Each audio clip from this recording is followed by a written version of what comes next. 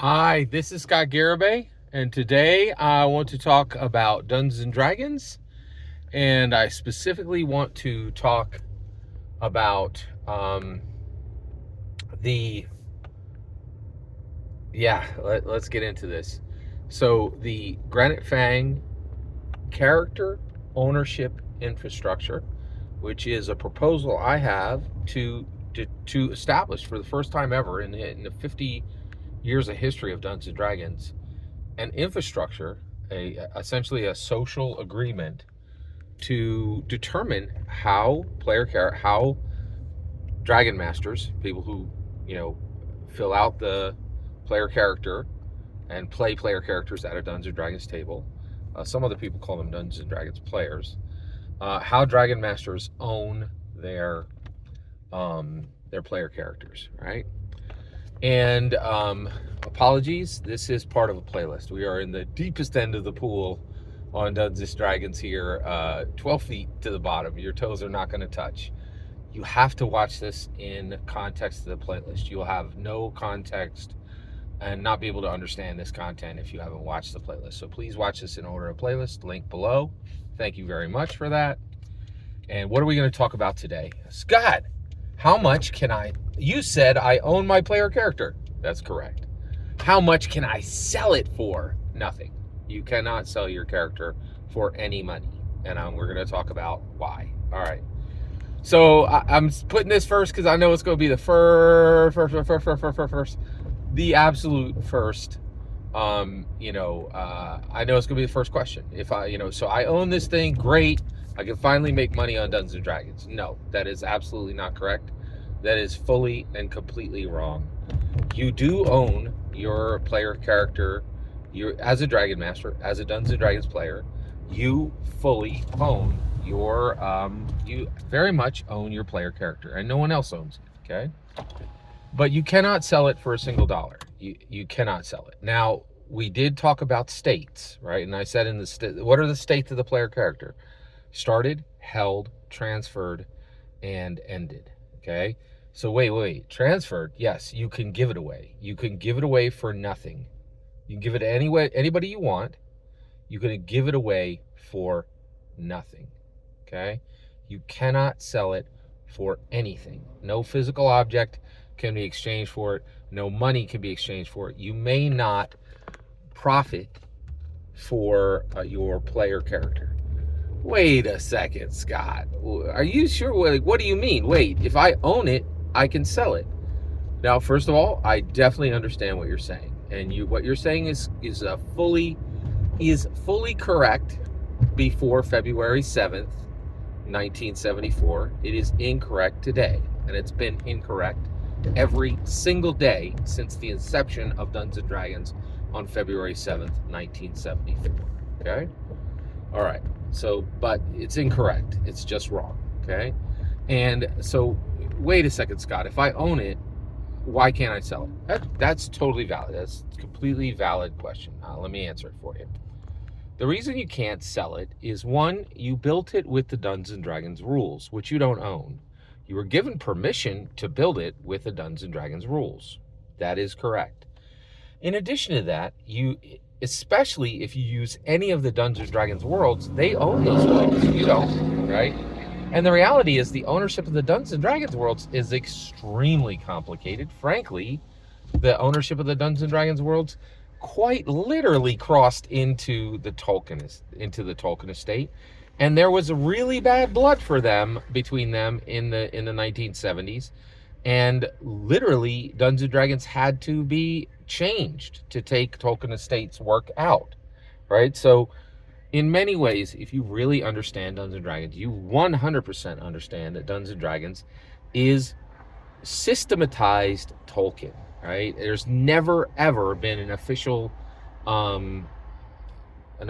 setting where dwarf, elf, human really weren't there, or weren't central, or weren't pointed toward, right? And so, when we talk about the ownerships of the Dungeons and Dragons worlds, you're talking TSR, you're talking Wizards of the Coast, you're talking Hasbro, you're talking the Tolkien estate. And why is the Tolkien estate okay today with it being systematized Tolkien? Well, Hasbro has finally done good, has actually finally paid up, right, in my humble opinion, and fixed the problem. TSR never paid the Tolkien estate the way they should have, and in my humble opinion, and Wizards of the Coast never did in the 2 years that they owned it, right? But Hasbro has. When did they do it? Last year. They set up Magic the Gathering, Lord of the Rings, and they set up a conga line of literally millions of dollars going to the Tolkien estate every month, right? Like, so the reality is, so here's the other issue is you're like, the worlds are mixed and the ownership there is not super clear, okay?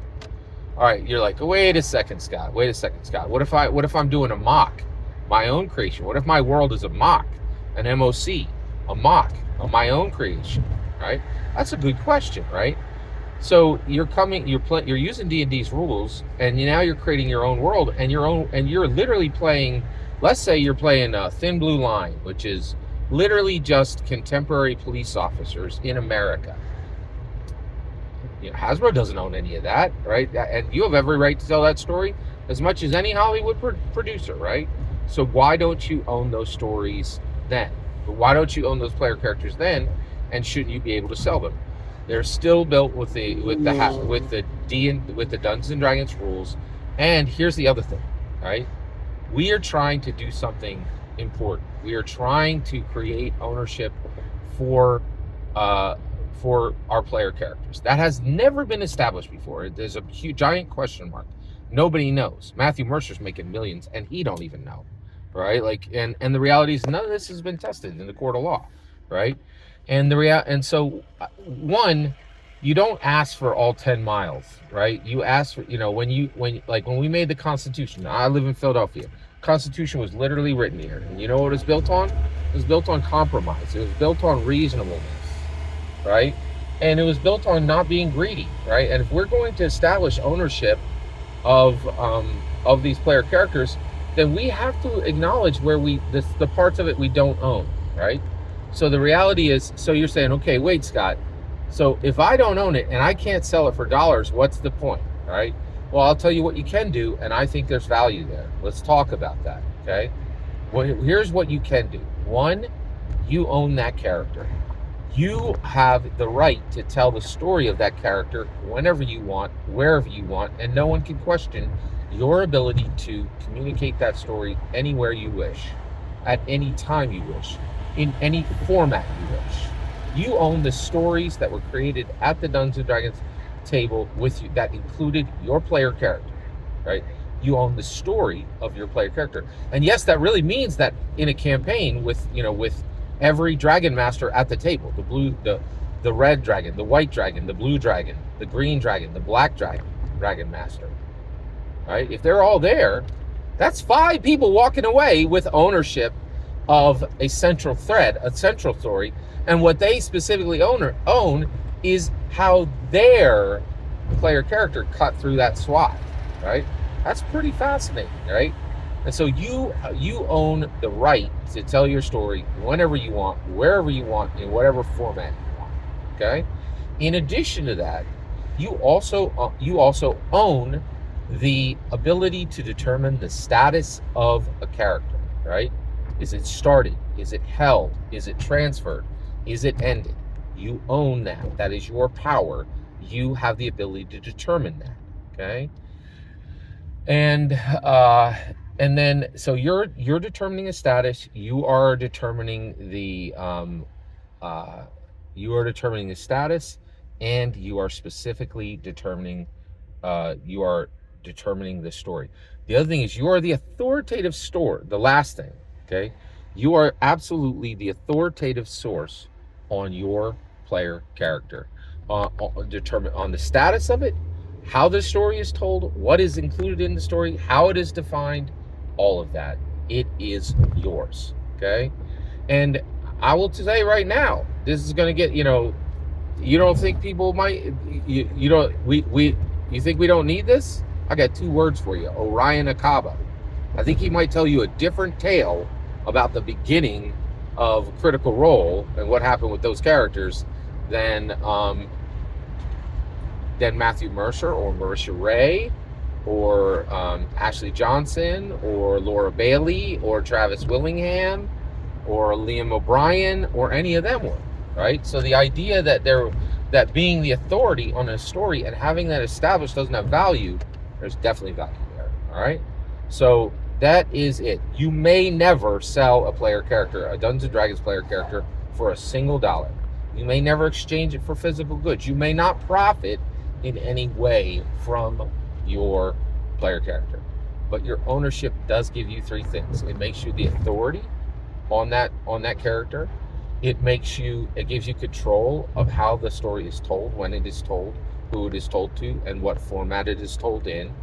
And in addition to that, it gives you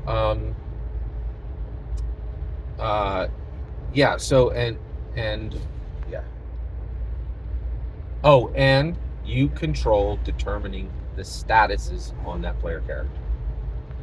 I know a lot of people aren't going to like hearing that, right? But we're trying to build something here, right? And you're like, oh, I want to be able to sell it for money, right? No, it's not what we're doing, right? And we can get this done, and we can actually establish something that hasn't been established in 50 years if we're selfless and if we think in a different way. All right? Every single word I just said is my humble opinion. What's important is when I get to hear your humble opinion. When you get in the comments and send your traffic. Please consider liking and subscribing, and have a fetch millennium.